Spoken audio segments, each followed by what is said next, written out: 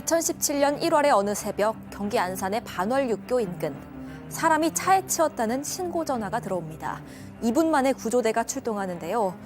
이 도로에 쓰러져 있는 한 젊은 남성. 급히 응급실로 옮겨졌고 호흡과 맥박이 있지만 출혈이 컸는지 혈압이 많이 낮아서 위험한 상태입니다. 소식을 들은 가족이 다급히 도착하고 의료진도 내내 붙어서 사투를 벌였지만 결국 이 남성은 4시간 만에 숨지고 맙니다. 폭설이 온 다음 날 영하의 날씨 속에서 이 남성은 어쩌다 이곳을 지나게 됐던 걸까요? 오늘 사건 연구소는 24살 대학생의 죽음, 누가 죄인인가입니다. 자, 7년 전 딱 이맘때더라고요. 영하로 기온이 뚝뚝 떨어지는 이 새벽 도로에서 사고를 당한 24살 젊은이가 있었는데요. 대학생이었던 것 같습니다. 자, 그럼 이게 교통사고였던 걸까요? 일단 이게 2017년 1월 21일이었습니다. 새벽 5시 반쯤에 경기 안산의 반월육교라는 곳이 있습니다. 이 근처 도로에서 난 처음에는 사고였습니다. 한 남성이 도로를 따라 걷고 있는데 달리던 차 한 대가 이 남성을 미처 못 본 건지 그대로 덮쳤고요. 그 피해자가 24살 김모 씨로 대학생이었습니다. 일단 사고를 낸 운전자는 갓길에 바로 차를 세웠고 신고를 했습니다. 안절부절 못하면서 구급대를 기다렸던 것 같은데 얼마 되지 않아서 119 도착을 했습니다. 병원으로 옮겨졌는데 맥박 호흡은 있었지만 출혈이 좀 심했던 상황이고요. 결국 그날 오전 9시 반 이 남성은 병원에서 숨졌습니다. 자, 일단 이게 사건이라고 볼 부분이 있습니까? 이게 굉장히 이상한 상황의 연속이 있었습니다. 지금 말씀하셨던 것처럼 20대 남성이 이 사망하기까지 있었던 정황을 보면 일단 첫 번째 사고가 났죠. 첫 번째 사고가 나고 첫 사고를 낸 분이 112에 신고를 합니다. 119에 출동. 그래서 119 출동하는 과정에서 연이어 사고가 났는데 그 이유가 뭐냐면 사고를 내고 본인 차는 갓길에 있는데 이 피해자는 도로 위에 있었어요. 그럼 도로 위에서 어떻게 안전하게 갓길 쪽으로 뭐 하든 구호 조치를 해야 되잖아요. 구호 조치를 전혀 하지 않고 신고만 하고 있었습니다. 그러니까 그 뒤에 2, 3분 뒤에 달려오던 차량이 이제 김 씨를 보고 가까스로 사고를 피했는데 그 바로 뒤에 따라오던 차량은 못 봐가지고 김 씨를 두 번째로 칩니다. 그리고 1분 뒤에 또 다른 한 대가 또 김 씨를 또 쳐요. 그렇게 총 3번의 치임이 있었던 겁니다. 1차 충돌이 있었으면 일단 빨리 안전한 곳으로 옮겼어야지. 불과 몇 분 사이에 3번이나. 그러니까요. 그러니까 이제 이미 쓰러진 이 김 씨에 대해서 두 번째로 그 차량으로 친 운전자 같은 경우는 그 당시에 어떤 행동을 했냐면 본인이 자기가 뭔가를 쳤다라고 하는 그 사실에 대해서는 인지를 했지만 창문을 내려가지고 고개만 이렇게 살짝 보고 그대로 현장에서 사라졌습니다. 뺑소니죠. 그리고 1분 뒤에 이제 세 번째로 사고를 낸 또 다른 차량이 오는데 그대로 멈추지 않고 달렸고 역시나 또 똑같이 그 피해자를 갖다가 치고 난 이후에 자리를 갖다가 떴습니다. 이것도 뺑소니가 되겠죠. 그러니까 구호 조치를 안 한 첫 번째 그 차량 그것에 이어서 두 번에 걸쳐 가지고 뺑소니가 있었다는 거죠. 그런데 안타까운 게 하나 있습니다. 부검을 해보니까 김 씨가 숨진 거는 마지막 3차 충돌, 즉 역과라고 해서 그 사람의 몸을 갖다가 차량 바퀴 4개가 다 이렇게 넘어서 갔던 그 결과 때문에 사망을 했다라고 하는 것을 보면 앞에 있는 그 친 사람들이 구호 조치를 갖다가 했었다면 이 사람은 죽지 않을 수 있는 가능성이 상당히 높았다라고 보는 양 변호사님, 진짜 했었다면, 구호 조치 했었다면. 너무나 안타까운 상황이었었고요. 사실 경찰이 수사에 들어가서 CCTV를 봤더니 마지막 그 세 번째 운전자 정모 씨입니다. 정모 씨가 그냥 간 것도 아니었고요. 사고를 일으키고 인근에 숨어서 어떻게 돼가고 있는지 또 지켜보고 있었던 겁니다. 한 사람을 구할 조치를 먼저 했었어야 되는 상황이었고 두 번째 운전자는 힐끗 보고 그냥 갔다고 했잖아요.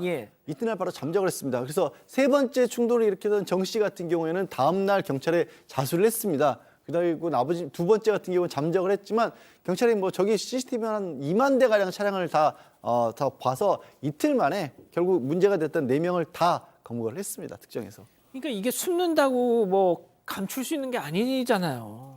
네, 그런데 여기까지는 일단 뺑소니 사고인데 이 시점에서 새로운 인물과 새로운 차량이 또 등장을 합니다. 이 숨진 김 씨가 새벽 5시에서 6시 사이 굉장히 추운 날이었는데 도대체 여기를 왜 걸어가고 있었는가? 여기는 인적이 드문 곳인데 도대체 왜 왔는가? 이 부분을 경찰이 들여다보기 시작을 한 겁니다.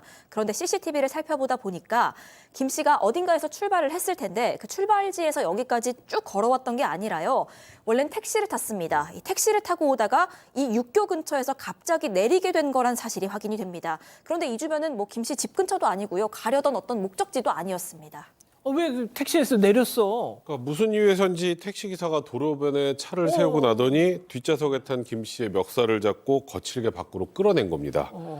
그리고 김 씨 뭐 뺨을 또 수차례 때리고 그리고 또 본인이 택시로 돌아갔다가 다시 돌아와서 또 폭행을 하고 지금 또 택시 택시 안에 있던 멱살.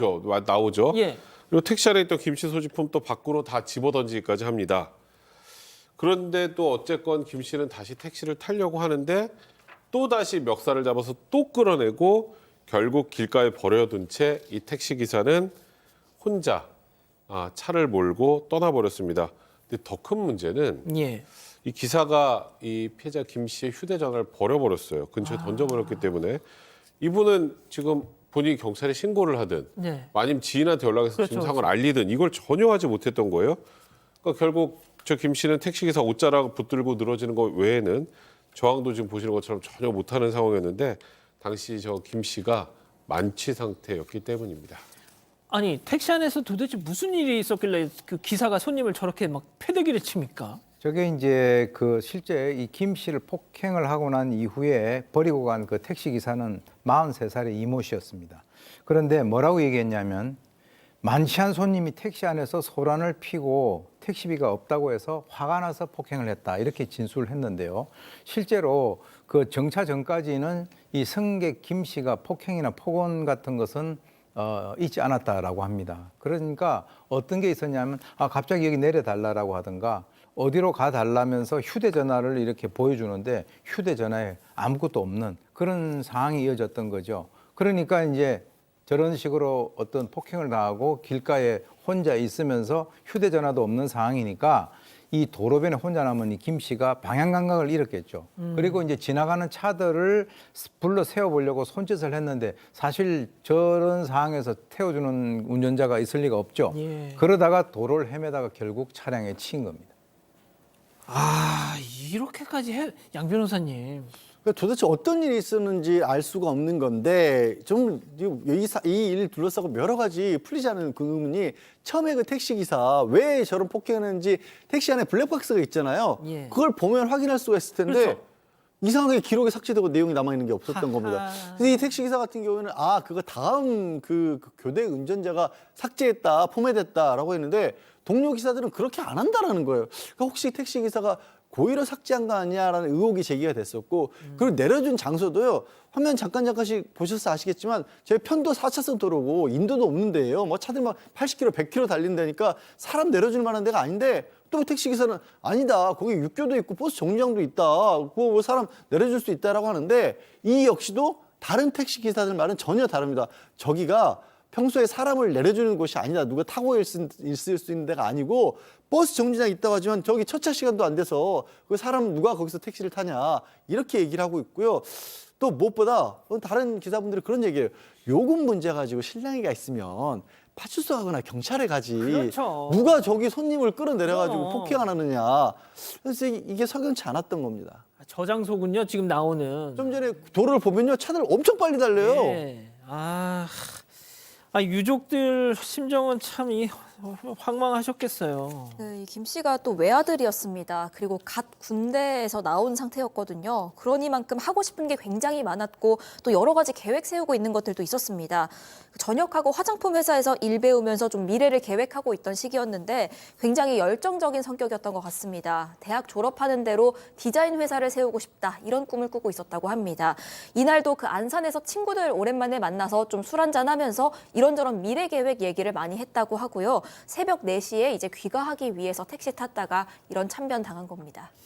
자, 사실상 그 골탕 먹어라, 먹어봐라 하면서 저기다 내려준 거 아니에요, 솔직히. 그러니까 이 택시 기사가 받고 있는 혐의는 일단 처음에 승객을 폭행했던 폭행죄, 또 하나는 이 승객을 유기한 거, 유기해서 결국 사망했죠. 유기치사죄였습니다. 근데 여기서 이제 쟁점이 된 건 아까 택시 기사가 그랬잖아요. 난 버린 게 아니다. 옆에 뭐 버스 정류장도 있고 그렇다는데 그거는 현실적으로 말이 안 된다니까 유기는 인정이 돼요. 그러니까 그리고 당연히 택시 기사는 안전하게 승객을 집에다 데려다 줘야 될 뭐 그런 의무가 있으니까. 근데 문제는 저 사망의 책임을 지는 게 맞느냐 이제 이게 문제인 거예요. 아니 내가 저기서 놓고 차를 갔다고 저 사람이 저기서 교통사고가 나서 죽을 것을 내가 어떻게 예측이 가능하냐. 그리고 그게 내가 놓고 간 거하고 사고하고 인과관계가 뭐가 있느냐 이렇게 주장을 했습니다만 재판부는 인정을 했습니다. 왜냐하면 지금 보시는 것처럼 저기 차만 쌩쌩 달리고 술에 취해 있으면은 걷다가 좀 삐끗하면 충분히 사고가 날 수 있고 그러면 사망할 수 있다는 건 어느 정도 예견이 가능하죠. 다만 이게 좀 일반적인 뭐 예측 가능성 인과관계 여부보다는 조금 비정형적이긴 합니다. 그런 부분들은 이제 양형 단계에 반영이 됐고 또 일단 이 택시 기사가 나중에 결국 본인의 혐의에 대해서 좀 인정하고 반성하고 유족하고 합의해서 또 유족들도 이제 처벌을 원치 않는 점들을 고려했다고 하는데요. 검찰은 징역 5년을 구형했습니다. 재판부는 징역 3년에 집행유예 5년을 선고했습니다. 자, 집행유예. 자, 교수님, 뭐가 됐든 24살짜리 꿈 많은 대학생이 사망을 했어요. 결과적으로는 뭐 죽으라고 한 것이 아니냐라고 할 정도고 저 상황이라든가 이런 걸 보면 저 정도 술이 취해서 자기 휴대전화를 보여주면서 그걸 제대로 보이지 못할 정도의 사람을 저렇게 차가 쌩쌩 다니는데 휴대전화를 갖다 없애버리고 놔뒀다라고 하는 것은 유가적으로서는 정말 그 가슴에 피멍이 드는 그런 얘기고요. 이 사람이 살고 하는 이 인생사에서는 이 가정이라고 하는 것이 없지만 이 머피의 법칙 같이 그날 뭐가 일이 잘 안 되려니까 술을 마셨고 취했고 또 저런 사람을 또 만나가지고 거기에서 차에 끌려 나왔고 또 이제 두 번째, 세 번째, 네 번째 이렇게 해서 이런 사람들에 의해서 결국 죽음을 맞이한 한 젊은이의 죽음이 상당히 안타까울 따름입니다. 고민 중개사가 왔습니다. 와우! 가족 여러분의 고민 제가 공짜로 중개해 드립니다. 집단 지성의 힘을 모아 고민 중개사 양원호.